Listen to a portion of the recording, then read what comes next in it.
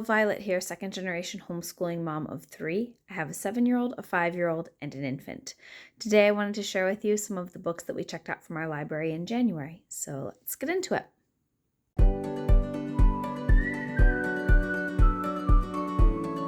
So the first stack of books that I want to share with you are books that my children and I just picked out looking at the various displays of the library. This is one of the new books they had on display, Amazing Islands. My son really likes geography, so I thought this would be a book that he would find interesting. I also thought this book was really cool. I really like books about this that just have kind of a, not random exactly, but a sort of very niche collection of facts. So it talks about how islands are made, different kinds of islands, some challenges that islands face, and then it goes around the world and showcases various islands. Here's Hong Kong. Here's the British Isles. Some of the islands that make up the British Isles. They have little facts about them. Faroe Islands.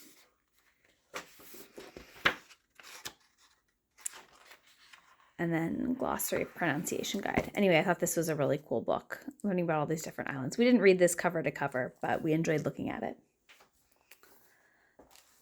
The next book, our library has a whole bunch of different holiday displays right now, so they had a bunch of different Groundhog books. My kids thought that this one looked fun. We don't really usually do a lot for various holidays like Groundhog Day, but this book has sort of a graphic novel style, letters. My kids thought it looked really fun, so that's that one. They also had a big display for Lunar New Year. My daughter goes to Chinese school, so she's going to be in a Lunar New Year performance. We check out this Grace Lin book every year. I really, really like Grace Lin's stuff, and this book is really sweet. So it's a girl and her family and all the things that they do to get ready for Lunar New Year. And this very last page folds out. So I really like all of Grace Lin's books. This board book is has the Chinese character and pronunciation, and it's just a counting book with the animals of the zodiac. So my son especially likes that one. He likes counting books. This last one was new to me. We've never checked this book out before. I've never checked out any books by this company before, and I don't love this book. It's Lunar New Year themed, and most of the pages look like they're supposed to be set in China, but there's just a spot here and there where it looks like it's supposed to be in Japan. I've only been to Hong Kong, but I lived in Japan for a few years, and so like this page, particularly with these little stone lanterns and the Shiba Inu, really just looked like Japan to me. And then there's a couple of pages near the end. Let's see if I can find them. This is very clearly Japanese. And then this over here, this Daruma doll, looked really Japanese to me, which is fine, but it talks about being in Chinatown, and then it's celebrating Lunar New Year. Japan celebrates their New Year on calendar New Year in January 1st. So I don't know how I feel about this book. It was just a little bit kind of a weird mishmash, and I didn't really see any other Asian influences in it. So I don't know if they were trying to do like a sort of a pan-Asian Lunar New Year thing, but I don't know. This book was a little bit weird for me. My library also had a big Valentine's Day display, so my kids chose this Curious George Valentine's Day book. I don't know. And then this book by Lois Ellard. I really like her books. So these little books are just very cute. They're a good size. And then this one has the pictures interspersed with the words. And my son especially really liked this book because he's 5. He can sound out some words, but he found this one really, really easy to read on his own. So that was cool. The next stack of books that I'm going to share with you are the books that my daughter chose for herself at the library. So this first book, we did a whole fish tank ELA unit on the first 2 Freddie Ramos books. And so she enjoyed the series, so she kept reading them, and we've just been waiting for this one to come in at our library. You can see it's an early chapter book. It has a few pictures. It's about a Hispanic boy discovering he has superpowers with these magic shoes, and so she really enjoyed them. She read all of them. She's read all of them now. This next book, Space Boy, she's read all of these this is a graphic novel. or it's a comic strip. It's a web comic that my husband reads, and my daughter saw him reading it and asked about it, so he checked out the books for her from the library, and she has zoomed through all of them this month. I believe 17 are published. Our library only has the first 16, but she really enjoyed this, and there's nothing... I think it's aimed at slightly older kids, but there's nothing in it that she couldn't handle. There were a couple of things that she had questions about, like radiation, and various space things. So she and my husband talked about it, and that was really fun for them to do that together. The next thing my daughter checked out were these Babysitter's Little Sisters. She originally found the Babysitter graphic novel adaptations, and they just looked like they were aimed at a little bit older. She's 7, a little bit older kids, and so kind of dealing with stuff that she's not really dealing with.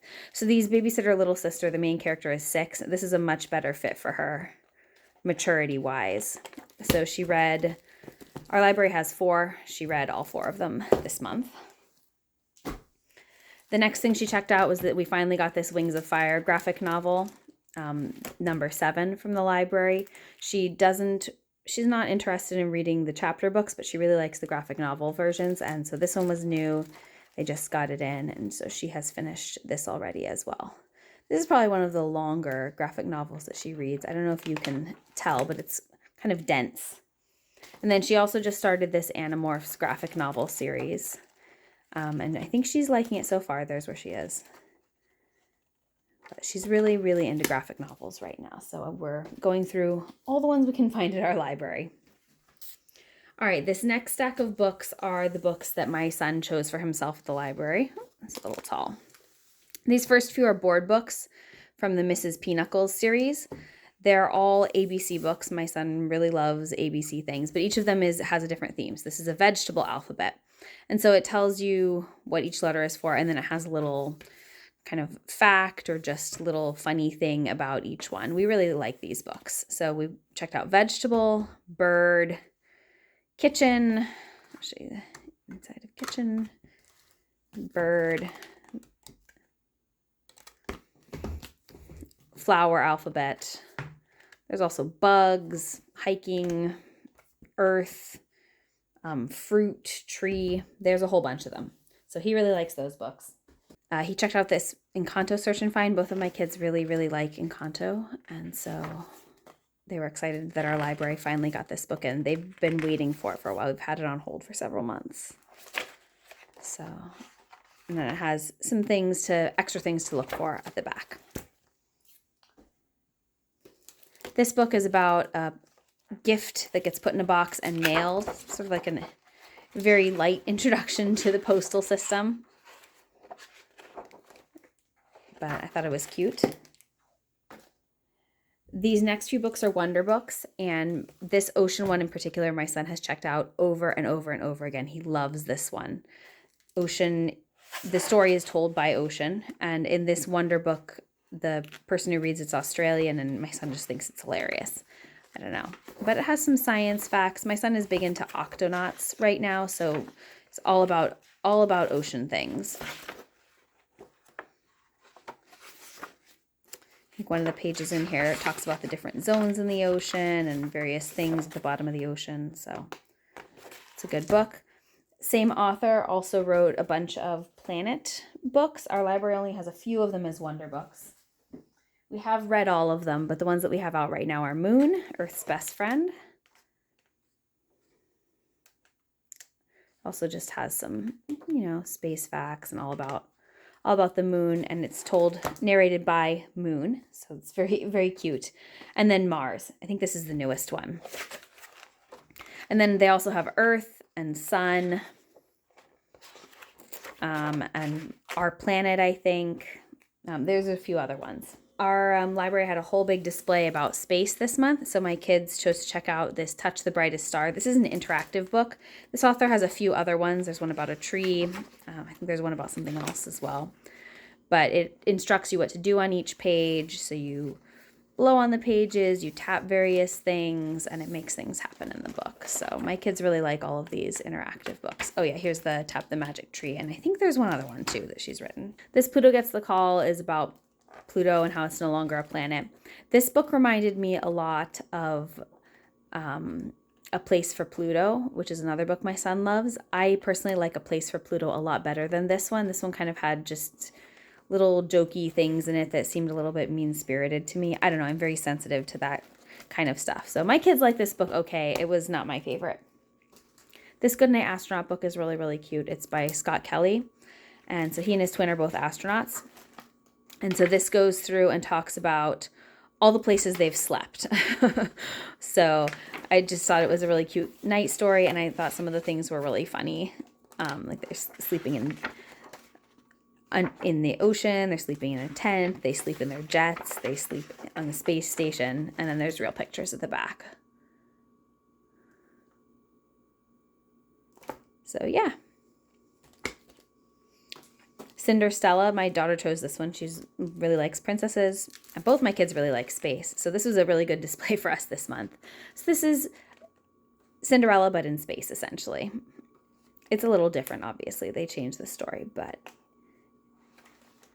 and add a little bit more science to it, but it's cute.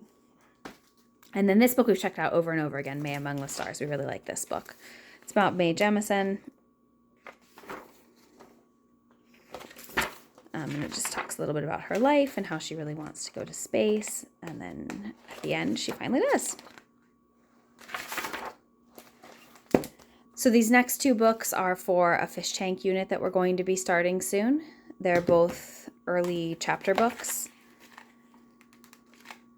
You can see this one has a few pictures here and there. It's fairly short. I think my daughter will be able to read this really quickly. And then this one's the first in a series. It also has a decent number of pictures. This one's set up as a diary, so she's writing in her diary about her day. I think that one will be really fun. I don't know that my daughter has read any books that are set up like a diary yet, so that'll be cool. And then for me right now, I'm rereading The Murderbot Diaries by Martha Wells. The 7th book was just released recently, and so I'm rereading the whole series so that I know what's going on when I start the 7th one. So that's going well. I do really enjoy these novellas.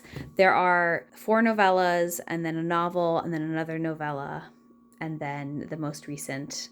I'm actually not sure if the most recent one is a novel or a novella. I think it's another novella. But I personally think these first 4 novellas are much stronger than the novel and then the 6th novella. But I still enjoy them. I'm going to read all of them, and hopefully the 7th one will be good. So that's what we've been reading this month. Thank you for watching. I'll post links in the description box below.